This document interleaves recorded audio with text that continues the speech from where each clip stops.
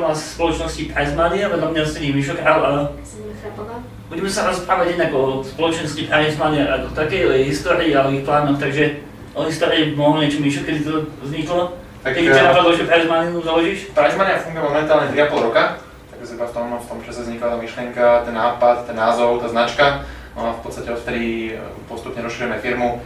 Momentálne Pricemania je o porovnávaní cien a kvality internetových obchodov. Na jednom mieste môžeme porovnávať ceny viac ako 2500 obchodov a spolu viac ako 1 000 000 produktov. V súvislosti s týmto ma napadlo, aj u nás doma zaznela otázka, či vlastne tie e-shopy, či musíte mať od nich nejaké povolenie na to, že ich zasadíte do toho porovnávania. Keď to vlastne, vieš, keď vlastne porovnávaš ich konkurenciu. Tak v podstate tá súčinnosť tam je určite potrebná kvôli tomu, že my potrebujeme aktuálne dáta od nich. Čiže na to, aby sme mali aktuálne dáta o tých cenách, o tých produktoch, o tých novinkách, tak potrebujeme mať od nich vlastne potrebujeme súčinnosť z ich strany.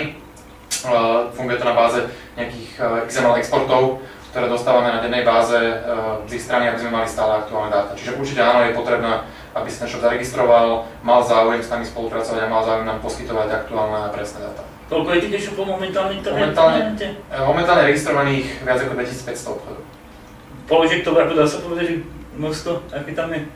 Ešte raz? Množstvo tovarových položiek. Celkovo tam máme momentálne 1 000 000 unikátnych produktov, na ktoré potom akoby napárovaných, tie ponuky tých obchodov, tých je momentálne okolo 5,7 milióna. Máte nejaké plány do budúcnosti, pre nejaké mobilné aplikácie, ktoré sú tak teraz veľmi... Určite hej, a mobilnú aplikáciu momentálne vyvíjame, takže v priebehu cca mesiaca by sme mali spúšťať, bude tam na svoje vlastne obsahovať funkciu na skenovanie čarových kódov, to znamená, keď si v kamennom obchode chceš si porovnať ceny nejakého produktu na internete, tak sa len oskenuješ čarový kód, a to pekne vylistuje porovnanie cien daného produktu. To je super, pretože som skúšal tie zahraničné, to vlastne na tie naše školy, oni nereagujú tak, ako by človek očakával. Presne tak, čiže v podstate je to o tom, aby sme naplnili databázu tých kódov, priradili ich k tým produktom a tým pádom vlastne keď prídeš do nejakého kamenného obchodu, vieš to veľmi šikovne použiť a v podstate hneď na mieste sa rozhodnúť, či ten tovar kúpiš cez internet z domu alebo v podstate na mieste si ho odnesieš v teréne, takže.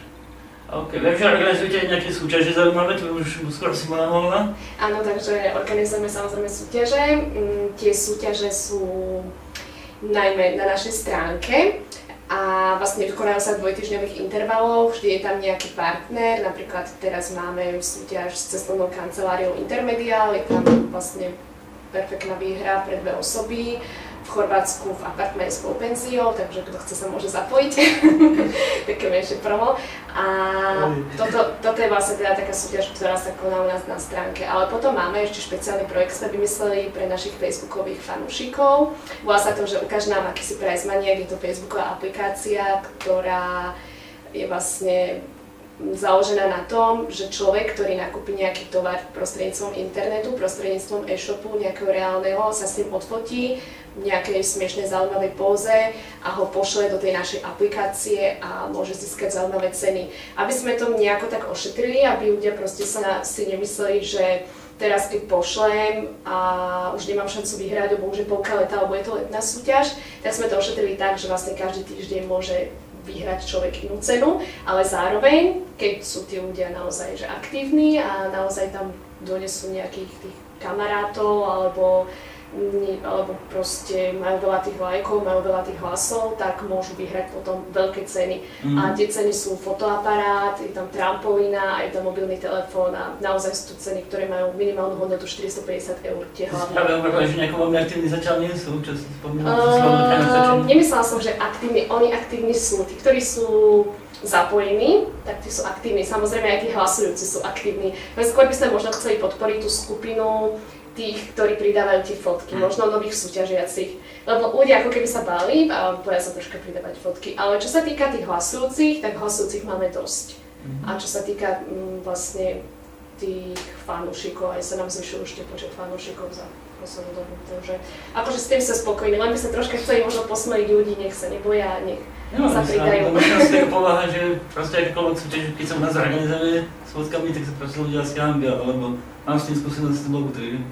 Práve že nie, my máme takú celkom silnú, myslím, že fanúšikovskú základňu, aj takisto aj ľudia, ktorí sa pridávajú k nám do Pricemanii na súťaže, tak často sú to väčšinou tie isté mená, ja ich akože regujem, takže vidím a vždy je to tak okolo tých 1400 1400-1500 ľudí, takže býva tam akože veľmi silná podľa mňa tá skupina, ktorá súťaží, takže s týmto nevidím problém. Skôr je to to, že akože neviem, čo je to asi.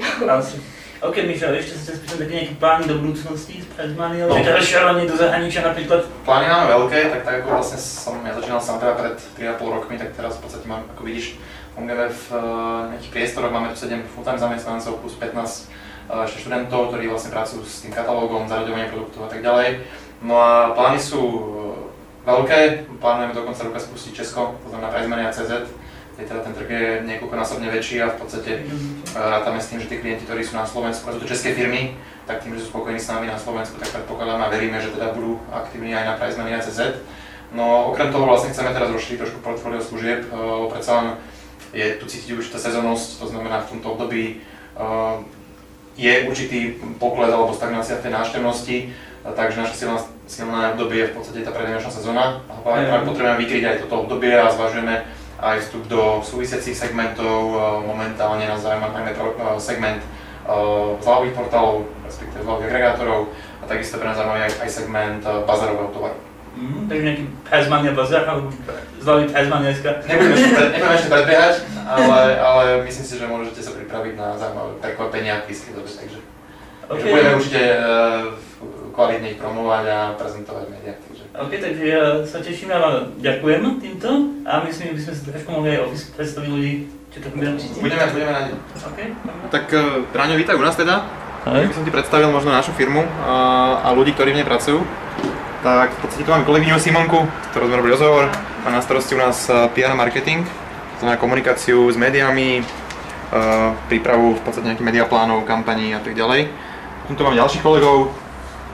Peťo Barkoci má na starosti content, to znamená prácu s obsahom, pridávanie nových produktov, editovanie katalógu, pridávanie recenzií, ocenení a tak ďalej.